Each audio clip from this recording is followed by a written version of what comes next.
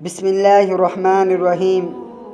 قد افلح المؤمنون الذین هم فی صلاتهم خاشعون۔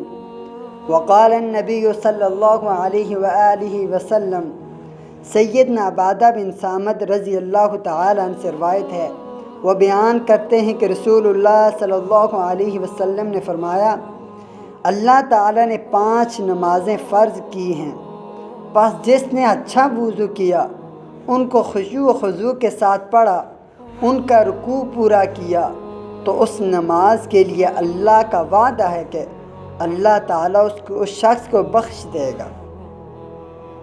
خشوع و خضوع کے معنی ہیں بدن کو جھکا دینا، آواز کو پست کر لینا اور نگاہیں نیچے کر لینا، یعنی تواضع، عاجزی اور مسکنت کا اظہار کو خشوع کہتے ہیں۔